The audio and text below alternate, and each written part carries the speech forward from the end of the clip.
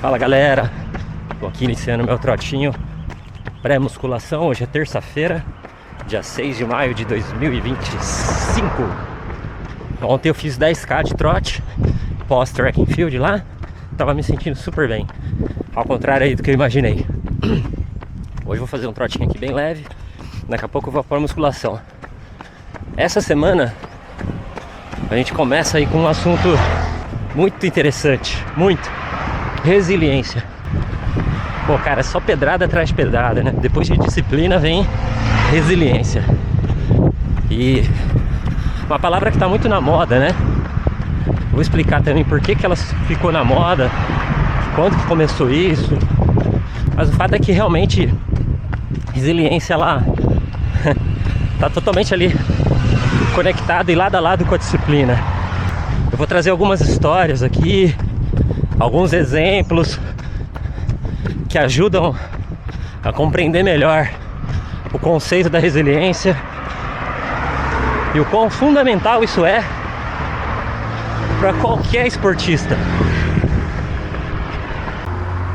Então é isso aí, eu vou trazer o conceito da palavra, a origem dela, de onde ela vem e como ela foi sendo assim empregada de maneira diferente, como começou, depois como que acabou sendo utilizada num outro contexto.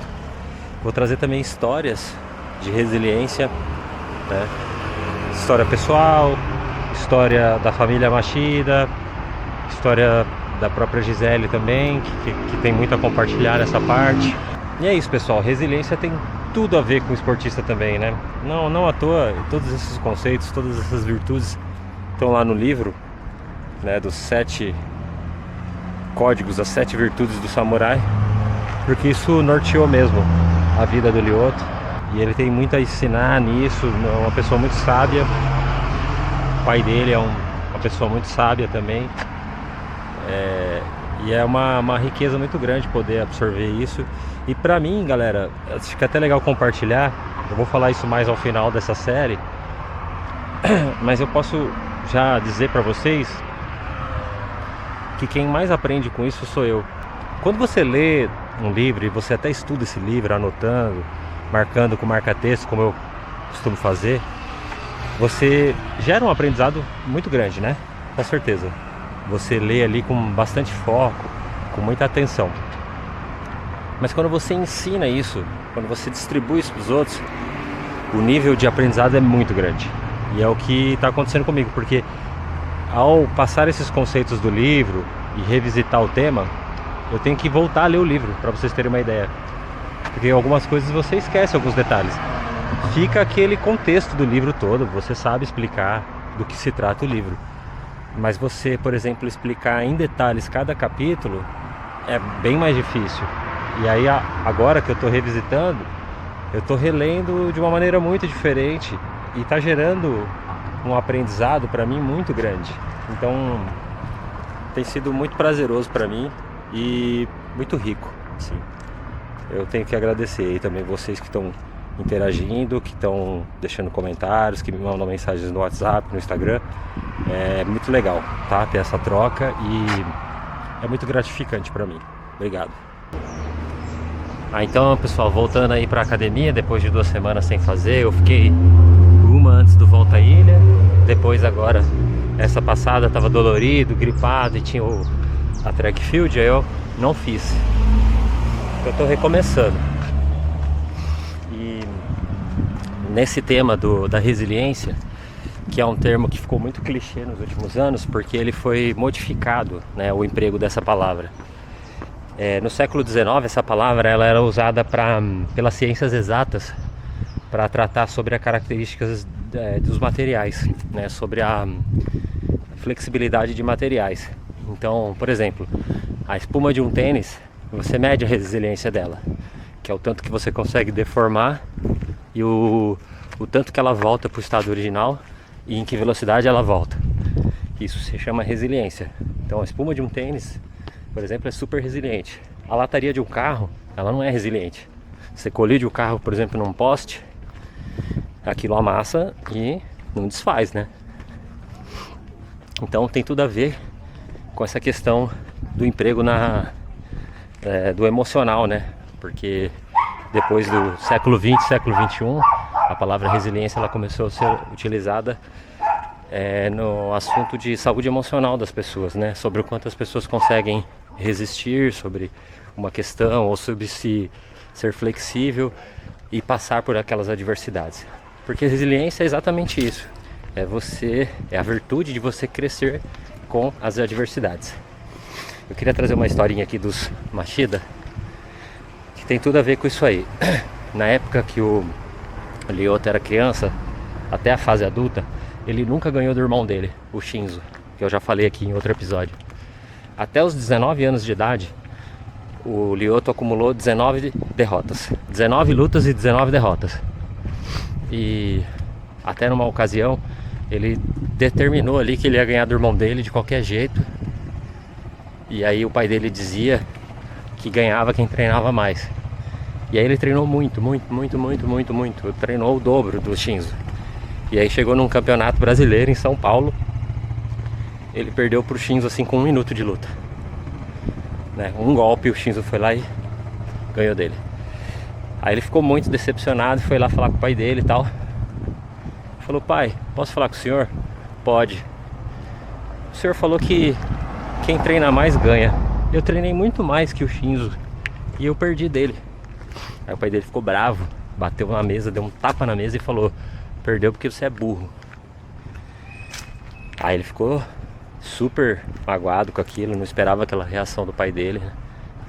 E ele ficou meio refletindo sobre aquilo. Depois ele entendeu, né, que na verdade não era treinar só ali físico, força bruta, e sim aprimorar a técnica dele, treinar novos golpes, surpreender o adversário. E aí foi o que ele fez. E depois ele ganhou do Shinzo, né? Ele ganhou no ano seguinte do Shinzo. E aquilo fortaleceu muito o espírito dele. Todos aqueles anos de derrota foram um grande aprendizado para ele, porque ele não desistiu, né? Ele se dobrou inúmeras vezes, mas ele não quebrou. Ele traz esse exemplo do bambu, né? Que você dobra perante as adversidades, perante o vento, perante as tempestades, mas você não quebra. É isso aí. Depois eu trago mais coisas aí sobre a resiliência, sobre exemplos pessoais que a gente também tem.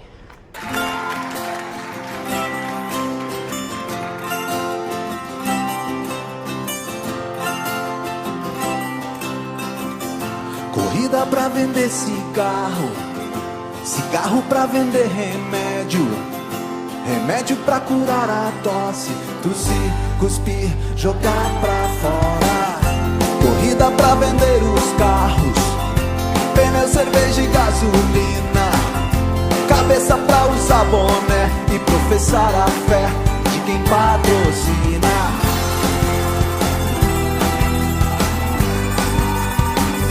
Eles querem te vender, eles querem te comprar, querem te matar de rir, querem te fazer chorar. Quem são eles? Quem eles pensam que são? Quem são eles? Quem eles pensam que são? Quem são eles? Quem eles pensam que são?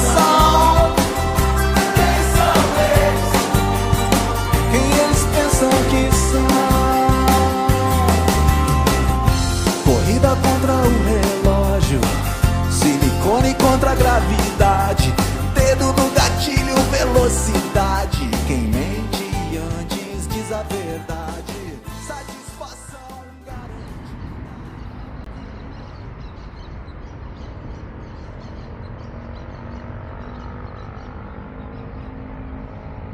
Feito. 11 km de rodagem aqui na Lagoa, sendo 3 aquece, 8 rodado, uns 4h15 mais ou menos. As pernas um pouquinho pesadas do fortalecimento de ontem, corrida domingo, corrida ontem, corrida anteontem, então dá uma pesadinha, mas tá feito. Uma sensação boa já, o clima 18 graus aqui de manhãzinha. É bem diferente. Ao longo da semana eu vou trazendo mais algumas reflexões sobre resiliência. E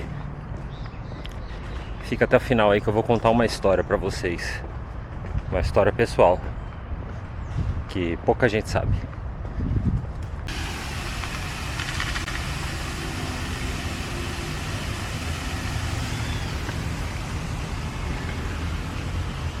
Acabaram de ligar a fonte.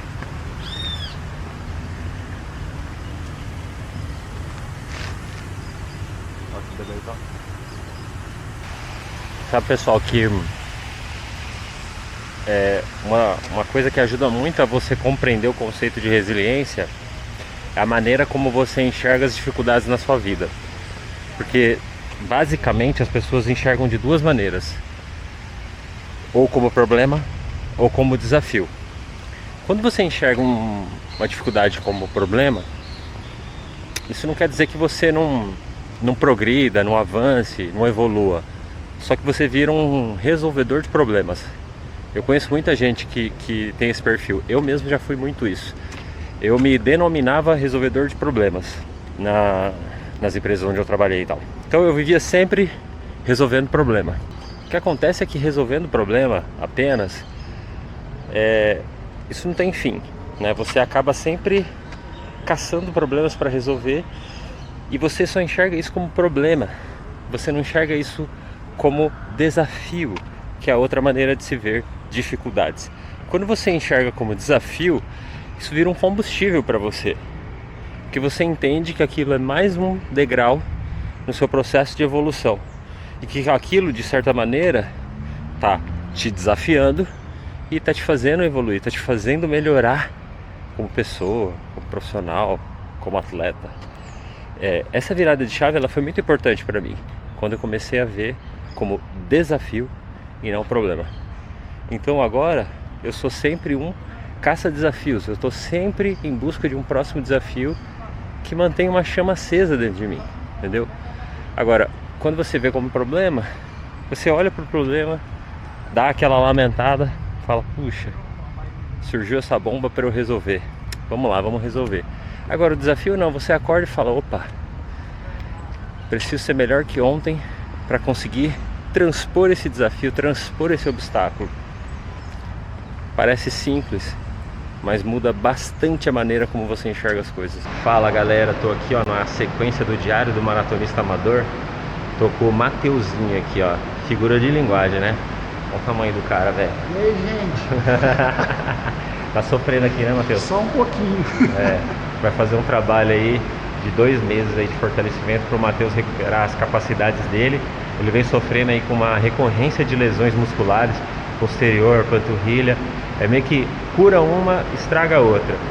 Isso é uma sinalização do corpo dele em relação a uma série de fraquezas que ele precisa trabalhar. Enquanto ele não resolver essas coisas, ele não consegue correr, ele não consegue manter uma sequência de treinos. A gente já vem tentando treinar faz bastante tempo e ele sempre acaba se frustrando muito com essas lesões. E aí a gente resolveu dar um basta nisso e falar: vamos resolver isso de uma vez por toda, recuperar esse físico dele, que tem uma série de limitações aí ao longo dos anos que foram acumuladas, né? A gente vai ficando mais velho, passa muito tempo sentado, tem um histórico de atleta, foi atleta de profissional de futebol, então assim, tem uma histórico, né? Uma história pregressa com muitas cicatrizes aí. Então agora é a hora dele readequar o processo, o programa de treino dele para a realidade dele hoje, um cara de quase 44 anos, que precisa sim de um fortalecimento adequado para ele, bem específico para as demandas dele. Então nós estamos aqui hoje trabalhando. Valeu? Graças. A corrida antes mesmo da largada e eles querem te vender, eles querem te comprar, querem te matar, a sede, eles querem te sedar.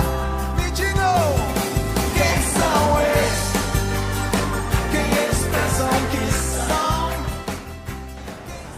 Aí, pessoal, terminamos aqui. Matheus, tudo certo? Tranquilo, né? Eu tô sobrevivendo, gente. Felipão é fogo, viu, cara? O que foi mais difícil? A prancha ou o agachamento? Foi a elevação lateral com uma perna só. É mesmo? Nunca tive tanto cãibra na minha vida. Pode crer, esse agora que a gente fez no final? É. A ponte ela é temida mesmo. Mas ó, valeu mesmo a pena, viu? Obrigadão, Fê. Valeu Tamo mesmo junto. de coração. Valeu, galera. Dedo no gatilho, velocidade. Quem mente antes diz a verdade. Satisfação garantida, obsolescência programada. Eles ganham a corrida antes mesmo da largada. E eles querem te vender,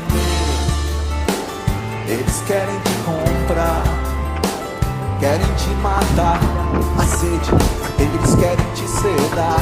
Me digam, quem são eles? Quem eles pensam que são? Quem são eles? Quem eles pensam que são? Quem são eles? Quem eles pensam que são? Quem são eles? Quem eles pensam que são? Vender, comprar, vedar os olhos, jogar a rede. Aí, pessoal, nesse céu maravilhoso de outono, começando aí meu longo de 18 quilômetros, rumo aí a meia de Porto Alegre.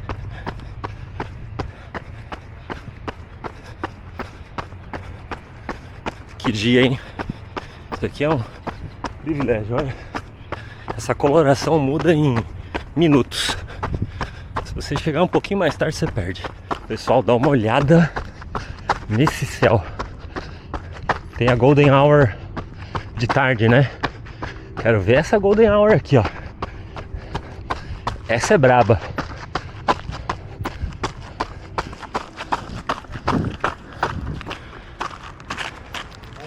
Bom dia. É a Golden Hour da madrugada.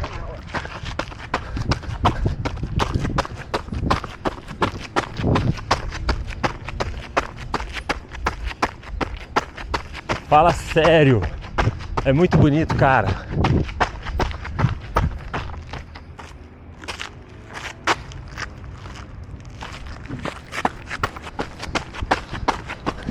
Ó, o céu já tá mudando. Já tá ficando menos laranja.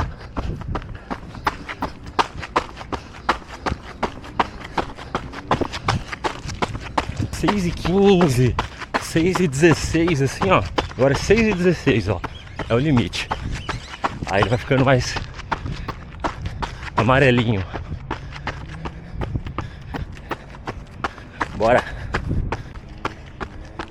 Acho que é até legal fazer aqui uma reflexão. Se você para, você começa a perder o prazer em ver essas coisas aqui assim, ó. Muito provavelmente você está se perdendo. Sabe o lance de você... Vou falar isso hoje um pouco depois aqui. Mas no esporte você perde muitas vezes. No esporte. Mas isso não quer dizer que você está perdendo na vida. Você está ganhando.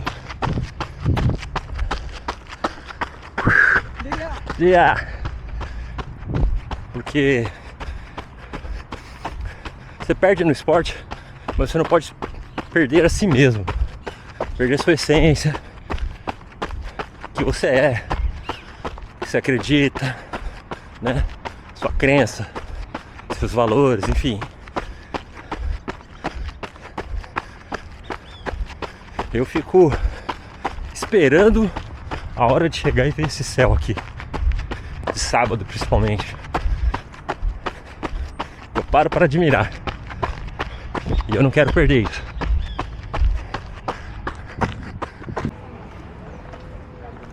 Aí, pessoal, feito 16 quilômetros.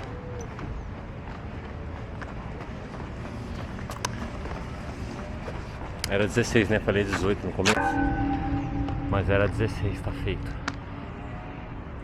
Apesar da gente estar no dia aqui, ó, 10 de maio, a gente começou com 21 graus e muito úmido.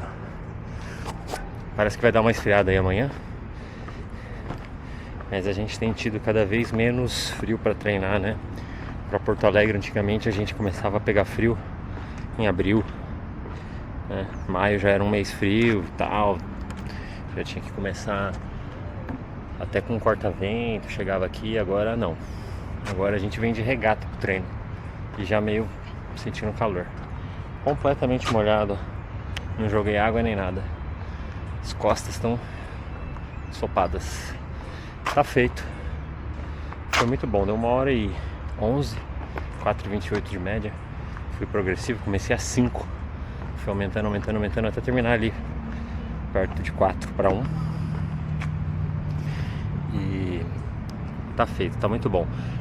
A lagoa tá em reforma, eles estão colocando esse piso aí, né? E onde eles estão assentando, na fase ali de transição, fica com aquela areiazinha que eles usam para compactar o bloco. E aquilo distraciona mais do que na terra, porque a areia é sobre concreto, né? Então não dá aderência. É bem desagradável correr ali, uma areia preta. É isso aí, sem reclamar. É fazer o que dá com o que a gente tem na mão. Valeu, muito bom, tô muito feliz de ter cumprido aí mais uma semaninha de treino no Diário do Maratonista Amador. Segunda temporada, né? Vamos lá. Agora é se trocar, me hidratar e tomar um cafezinho. Fui. Fala galera, dia 11 de maio. Agora são 10h10 da manhã. Vou fazer um treininho aqui de fortalecimento. Hoje é domingo, dia das mães. Tô aqui na casa da minha mãe. Vou fazer um fortalecimentozinho de leve, antecipando para domingo. Nessa fase assim que eu tô com o volume menor, eu acabo algumas vezes puxando um fortalecimento pro domingo. Mas tem que ser alguma coisa leve, porque eu tô com o acúmulo de cansaço da semana inteira, né, passada. E então tem que ser uma coisa que me ajude, que some, né? E não que me faça ficar mais cansado para iniciar a próxima semana. E aí eventualmente eu começo a tirar esses fortalecimentos, principalmente quando o volume sobe, porque aí eu preciso descansar, né? Eu preciso descansar mais, fazer um off total. Eu preciso de recuperação mesmo, plena. E conforme eu fui ficando mais velho, eu venho cada vez mais sentindo a necessidade de fazer um descanso total. Então nessa fase que eu tô correndo pouco, né? Então ontem eu corri 16 km, então assim, eu sou acostumado a correr bem mais que isso num sábado, né? Então eu consigo, hoje eu tô bem, tô com as pernas bem tranquilas. Aí eu consigo fazer um fortalecimento hoje, para que amanhã eu não precise fazer esse fortalecimento na academia. Então eu consigo rodar, por exemplo, fazer um trote mais longo, uma rodagem mais longa amanhã, segunda-feira, que é um dia que eu gosto de começar com uma rodagem. Então, a semana aí do Diário do Maratonista, episódio 6, ela tá terminando hoje, domingo. Amanhã, segunda, inicia-se uma nova aí, beleza? Vou aqui fazer um trotinho aqui de uns 3, 4 km só para dar uma aquecida aqui, ó, nessa estrada, que é bem bom, porque é uma estrada sem saída, então eu não tenho fluxo de carro, de gente, de nada. É muito bom. Valeu, até já.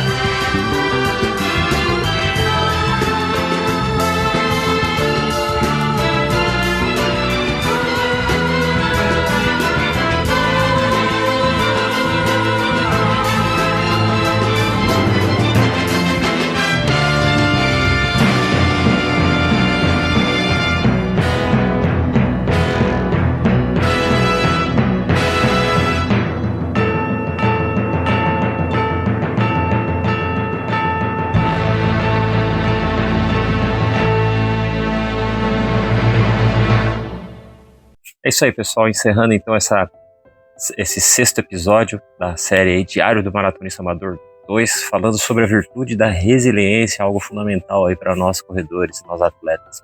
Resiliência é exatamente tudo isso que eu falei durante essa semana toda. É crescer nas adversidades. A resiliência, uma pessoa resiliente, ela transforma revés em ensino, ela transforma oposição em força e fracasso em recomeço. E aí, pegando esse gancho do fracasso, eu queria falar para vocês que o fracasso, ele é visto pela maioria das pessoas como o oposto de sucesso. Mas não é verdade. O oposto de sucesso seria desistência. Quando você desiste. Fracasso no esporte, principalmente, é comum, na vida e no esporte. A gente tem que encarar que a gente não vai ganhar todas. Você não vai conseguir sempre ser o melhor, sempre ser o vitorioso. Alguém vai ter que ganhar também. E na vida é a mesma coisa. A gente não vai ter sucesso em tudo que a gente for fazer empreitada. A gente vai ter fracasso também. Ele significa isso, recomeço, né? O seu restart, o seu reinício. E sobre fracasso, falando mais um pouco sobre isso, eu comentei, né, durante essa semana que eu ia falar sobre fracasso, né? A minha história esportiva, ela começa com um tremendo de um fracasso. Pouquíssimas pessoas sabem disso. Antes de eu fazer o meu primeiro triatlon em 1999, que foi a primeira prova assim, que eu fiz na minha vida, que tinha número, essas coisas, uma competição oficial, eu tinha tentado fazer esse mesmo triatlon um ano antes. E o que aconteceu é que eu tive um tremendo de um fracasso na minha primeira competição esportiva, né? Eu era um exímio ciclista naquela época, muito bom mesmo, assim, pra minha idade. Tinha 16 anos, pedalava muito forte com os meninos mais velhos que eu, acompanhava tudo, fazia pedais longos de 60, 70 quilômetros. E nadava razoavelmente bem, de bom para ótimo, eu era bom nadador e não corria nada. E eu fui para essa prova lá no interior de Rondônia, sem treino algum, né? Eu negligenciei totalmente assim, o treino. E justamente onde eu achava que eu era mais forte, né? Porque eu fiquei assim, ansioso pela parte do ciclismo, e na natação eu achava que eu ia me garantir. E a corrida, eu falei, a corrida eu sobrevivo, né? Eram só 5 quilômetros, só, né? O que acontece é que o fracasso ele foi tão grande que eu nem cheguei na corrida.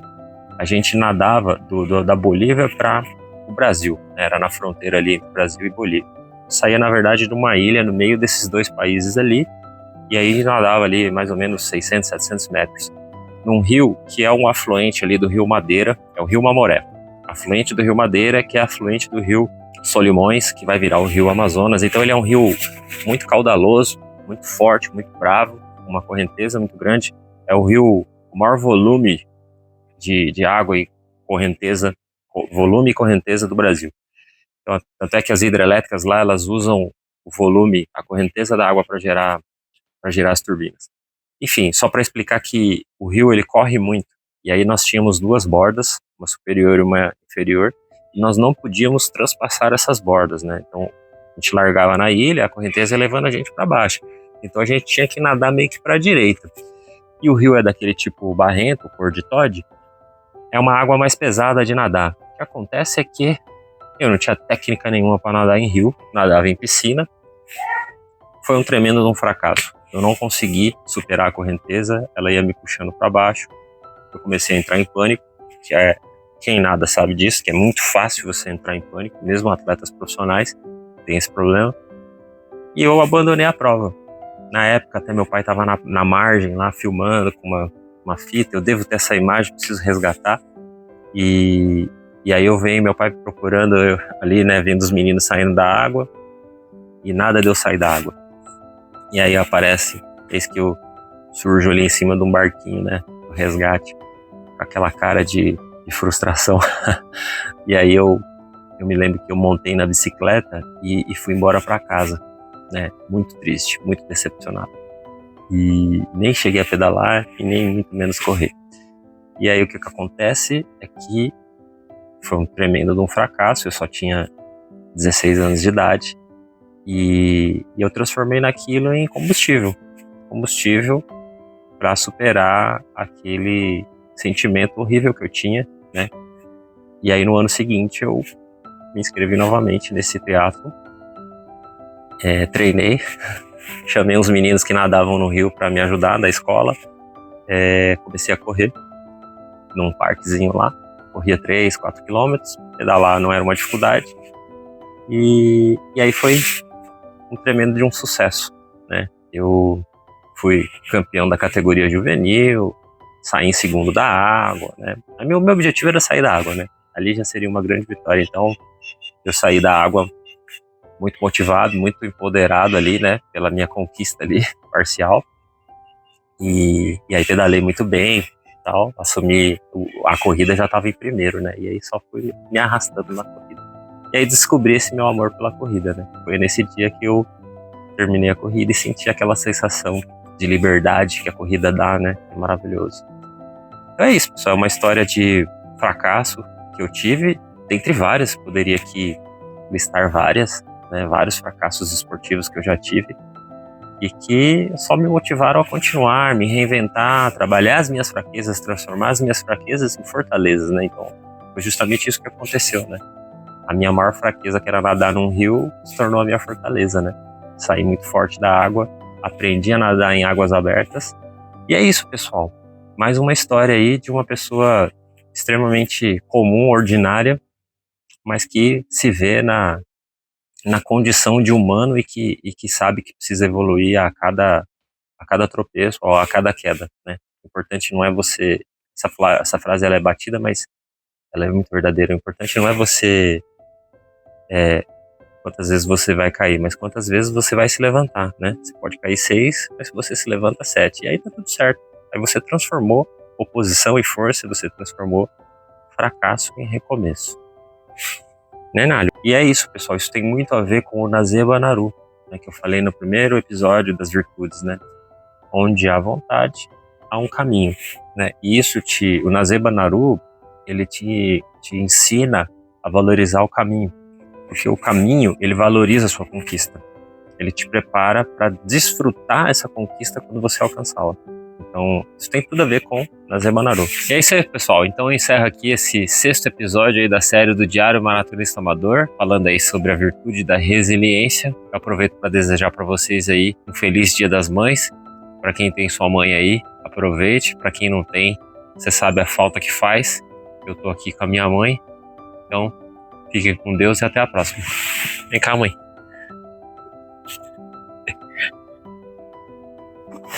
Eu te amo, mãe. Minha maior incentivadora aqui, ó. Me fez começar a correr. O novo membro da família.